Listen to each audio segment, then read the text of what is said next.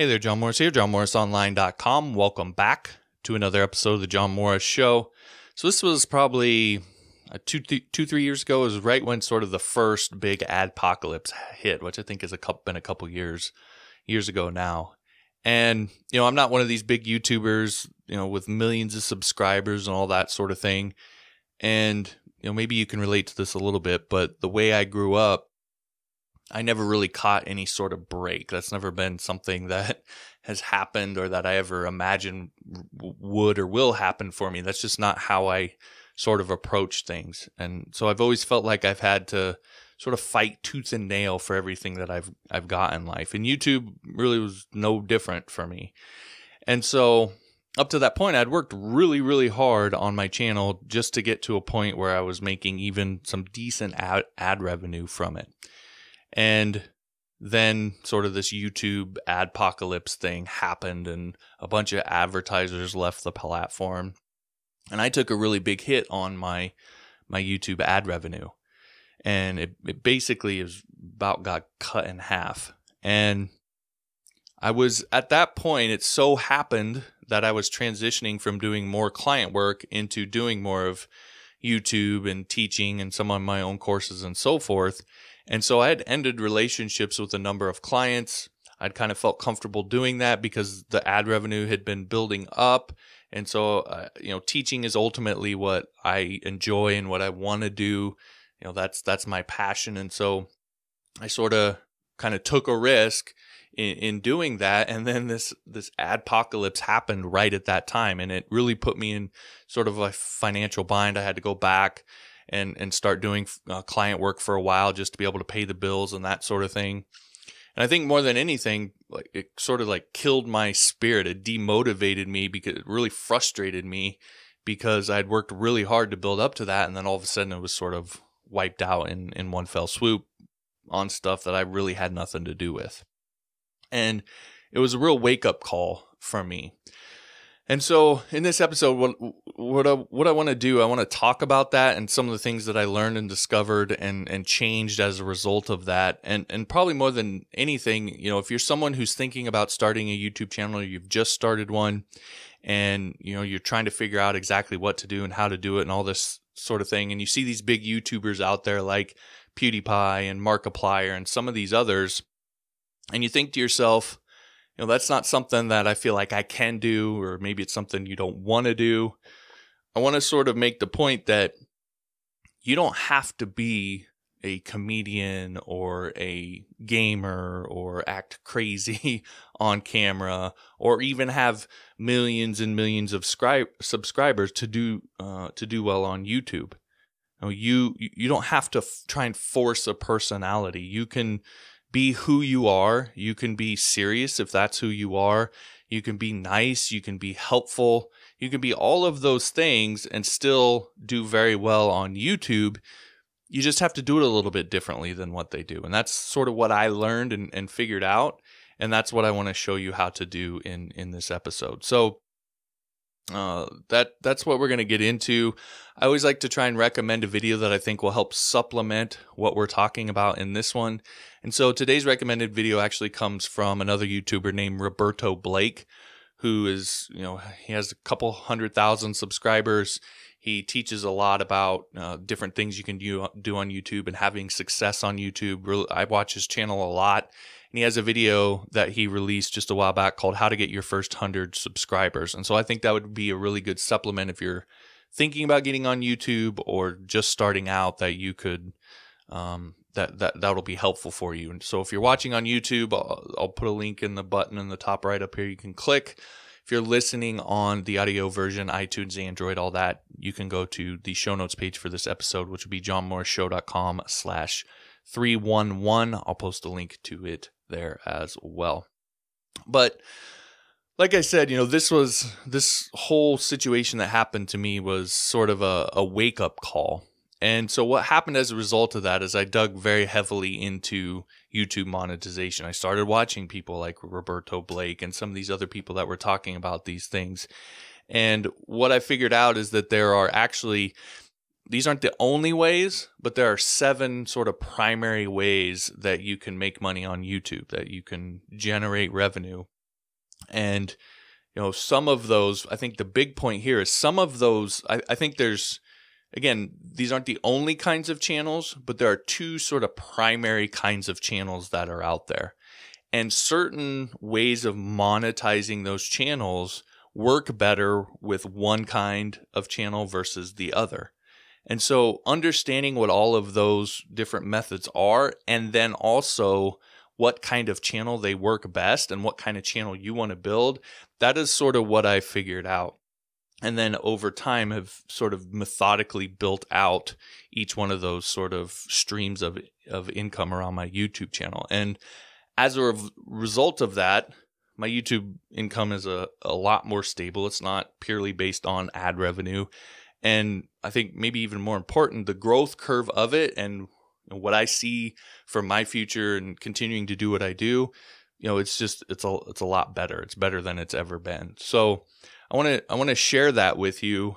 And sort of the big idea behind this is something you probably heard before, but is this idea of diversifying. And like I said, you may have heard that, but it's probably a lot more important than you might think. And the reason why is because a lot of people talk about it in the context of stability, that you want to have multiple streams of income so that you have some stability. If one of those streams goes away, then you still have 3 or 4 others that you're making revenue off. You don't just completely lose all of your income. And that's absolutely true. But it's not just stability. You also want to do it because of volume. Sort of the analogy I would use is, let's say you're filling up a pool with water and you put a hose into that pool. Now, it is true that if that hose happens to fall out of the pool, then you're kind of screwed because you have no water going into the pool until you figure it out and put it back in and so forth.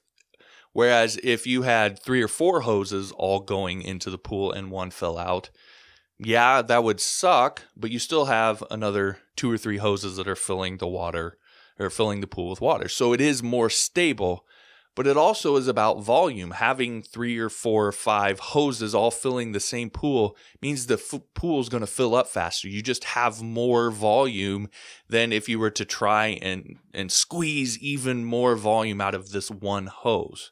Okay, so having multiple streams of income, having multiple ways that you can monetize your YouTube channel makes it more stable, but it also makes it easier to just make more income as a result.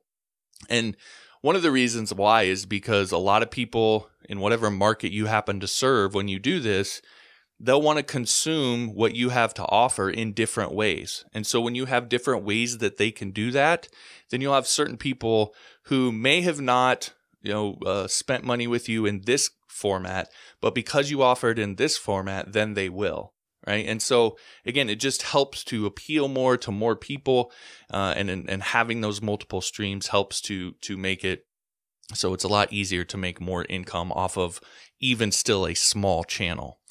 And probably the bigger point here sort of goes back to what I talked about at the beginning. When you do things this way, as I said, you can squeeze a lot more out of a smaller channel. And what that ultimately means on a deeper sort of emotional level is that even if you feel like I do, even if you feel like you're never going to catch a break and have your channel show up on some news show or suddenly have hundreds of thousands or millions of subscribers flood your channel, like that's never going to happen, even if you feel that way, right? With this approach, you can still scratch and claw and actually have success doing this, right? This approach makes it easier for a smaller channel, for someone who's sort of fighting for every view, to actually still be able to make a damn good living doing this. And then if for some reason your stuff does blow up, you are now also in a much better position to capitalize on that monetarily than you would have been had you never done any of this in the first place. So either way, it's a good route to take. And for me, it sort of gives me the confidence to just keep going every single day, even if, a particular video doesn't suddenly get tens of thousands of views or whatever, just keep grinding that little bit every day, because you have sort of these multiple sources. It starts to add up pretty quickly. So With that said, I want to get into sort of the practical steps and talk about these 7 different ways that you can monetize your YouTube channel. So as I mentioned before, it starts by understanding the 2 different kinds of YouTube channels that they are, and then which revenue sources fit best with those. So in my opinion, there are 2 primary kinds of channels. Now, again, these aren't the only kinds, but I would say these are the primary ones. The first one is the one that you're probably most familiar with, which is the entertainment channels. These are the PewDiePies. These are the Markipliers. These are, all of those people. I would even put a lot of sort of the political podcast or political channels into that as well, simply because a lot of times those are more about entertainment than they are about education. There's probably some fudge room there, but a lot of those use the revenue models that fit better with entertainment sort of channels, and so I kind of lump those in there.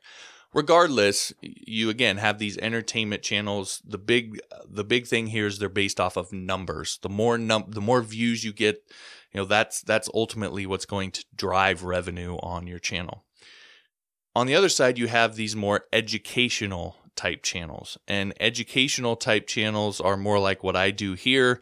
They're things that teach you something. They may try to incorporate some entertainment into it, but the primary purpose of it is to educate, and the revenue sort of channels that they use with their channels are usually different than what the entertainment people use. So again, the big idea here is some sources of revenue work better with each one of these kinds of channels. And what you want to do is you want to use a marketing phrase, stand in front of a parade already in progress, meaning you want to focus primarily on the revenue sources that fit best for the kind of channel that you have, because it's going to be easier to monetize in that way. It's just more of a natural fit.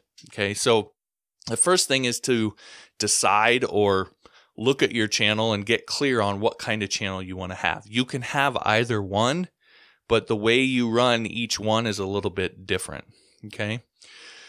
So then when we start talking about the different ways that you can make money with these kinds of channels, I've broken these down into what works best with what. So when it comes to entertainment type channels, the first source of revenue that I think is the most well-known, most common is YouTube ad revenue. So you can let YouTube run ads on your channel. You get a certain percentage of what they make from those ads running, and that's how you make money. Generally, the more views you get, the more ads are going to run, and the more money you're going to make. And so people who are monetizing their channel primarily via ad revenue, they tend to pretty much only care about views.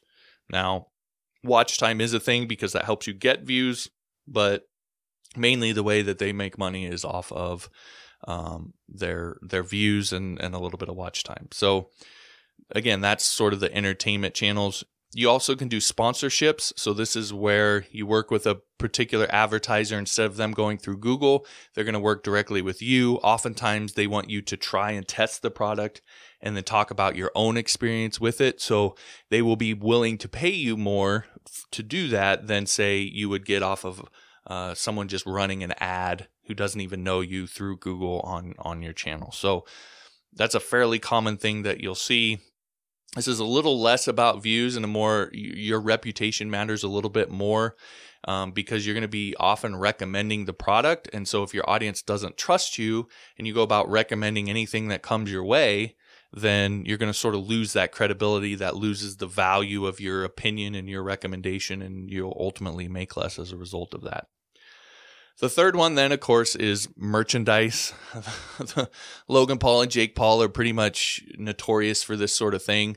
But what's interesting about this is, when Jake Paul just recently had an issue where I think he got suspended from the YouTube partner program for a while. I believe he couldn't have ads running on his videos for a while. And you'll notice during that time, he never really once mentioned it or brought it up, or I don't ever remember a video complaining about it. And my guess is a big reason why is because they make a ton of money off of their merchandise. And so even though this YouTube ad revenue went away for a while, and that was probably a hit for them, they still had this whole other source of substantial amount of income that they are making off of selling merchandise. And so that, again, that sort of speaks to the value of having these sort of multiple ways that you can monetize your channel. If something like that happens, well, yeah, it sucks, but I can keep going. I can keep paying my bills. I can keep going and so forth. So merchandise is another one. Those are all sort of the common ones that you probably already knew, probably think of, and are well known and work well with entertainment channels. But when we start talking about educational sort of channels, then we have some other ones that may not be quite as obvious. So the first one is you can sell your own products. And I can use myself as a sort of clear example of this. If you go to store.johnmorrisonline.com, I have a number of courses on PHP, object-oriented programming, Upwork, freelancing, WordPress, all that sort of thing that you can pay for access to those courses. You get the videos, you get the source code, all that sort of thing, and you can learn a skill like PHP or freelancing on Upwork or whatever, and I earn revenue as a result of that. So that's an example of selling your own products. I've taken the time to create those products, promote those products. I promote them in videos and so forth. So that's an example of that sort of thing. You can also sell affiliate products. So you've probably heard me in the past in videos mention Udemy courses. Well, those courses I promote via their affiliate program. And so what happens is if someone purchases one of those courses using my affiliate link, I earn a small commission on that. Now, ultimately, selling your own products, you're going to make more money per sale because you're getting 100% of that revenue. But with affiliate products, if you do it right, oftentimes you'll sell more of those products. So that's how you make up for that, because you're promoting a site like Udemy that has tens of thousands of courses. And so if someone goes over there to buy this one course, but then they add 5 more courses to their cart, well, you get the commission on all of those courses. So oftentimes you make up for making less as an affiliate per sale by doing more volume because you're working with established sites and so forth. So that's another way. The sixth way that you can monetize your channel is selling your services. Basically, if you're a freelancer, whether it's web development or anything else, you should be running a YouTube channel. It is far and away the easiest way to sell your services. And all you do is make content that you believe would appeal to the people that would want to hire you. And then at the end of the videos, you say, hey, if you want to hire me to build your thing for you, then go here and you can learn more about my services. You put out consistent quality content, you're going to get people who are going to hire you. It's just sort of inevitable. So that's another great way to monetize your channel. And frankly, if you're a freelancer, you should be doing that. Then the seventh one here, the last one, is really sort of both. I've seen both types of channels use this, and that is crowdfunding. Primarily, you would think of something like Patreon, maybe a GoFundMe in certain instances and so forth. But basically, if you're really putting out good quality content and people want you to continue to do that, they'll support you. Oftentimes, they get access to perks. For example, with my Patreon, all of my courses that I sell in my store, you also get access to as a Patreon supporter. So you can either buy them one-off in the store, or you can pay $10 a month at johnmorrisonline.com/Patreon, and you can get access to all of those courses. And so that's another great way for you to monetize your YouTube channel.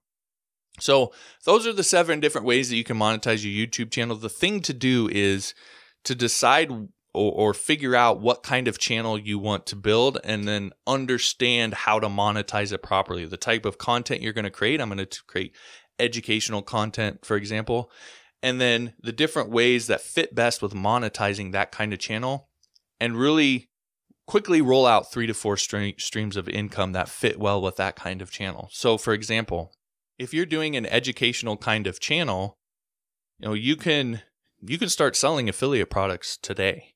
Now, you can go sign up for an affiliate program. You'll probably get approved either immediately or within a few hours, at most maybe a day.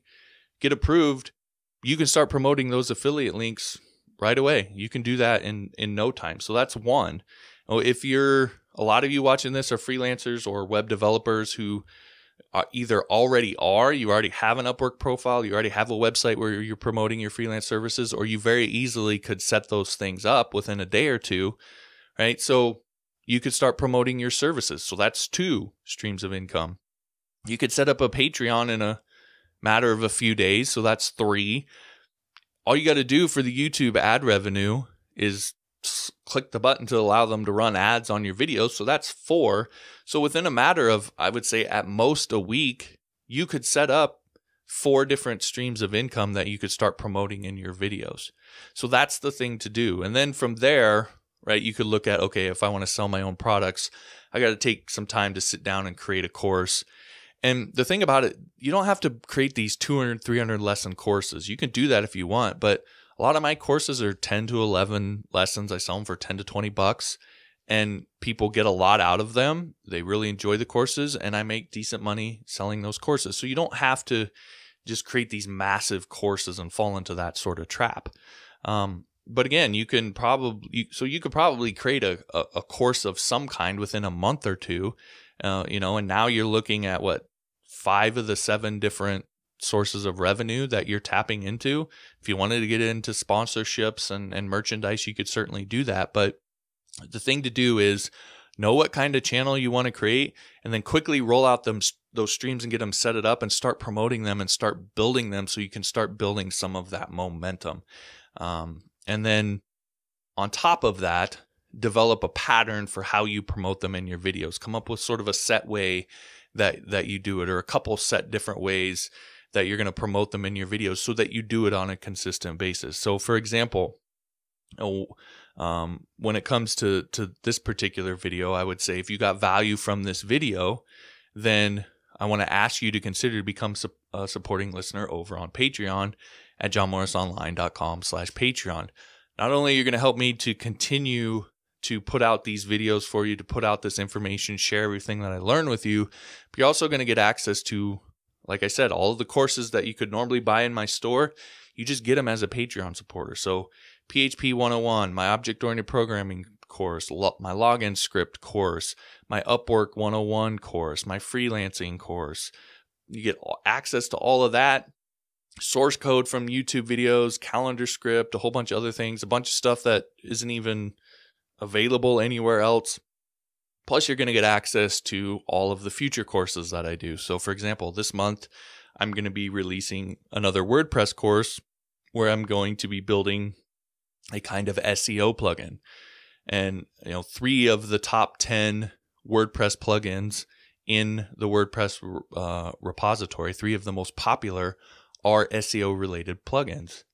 And they have a total of over combined 10 million active installs. So it's a very popular thing in the WordPress community, obviously.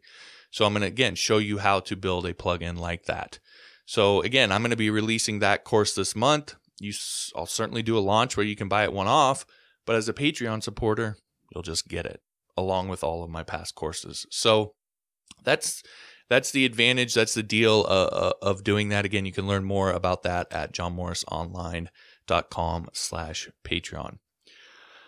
All right, that'll do it for this episode. If you liked the episode, be sure to hit the like button and also make sure and ring the bell so you actually get notified. There's been a lot of drama about that here lately, but if you actually want to tell YouTube that you want to get notified when I post new videos, you don't only have to subscribe, you also have to ring the bell. Otherwise, they'll sort of decide for you. So you can make up your mind on that, but be sure to do that so you get notified when I post new videos. Also, if you want the links to subscribe to the audio version, Android, iTunes, TuneIn, all that, plus the past episodes of the show, you can find all that at johnmorrisshow.com. And finally, if you'll rate and review the podcast over on iTunes, I will give you Module 1 of my PHP 101 course for free.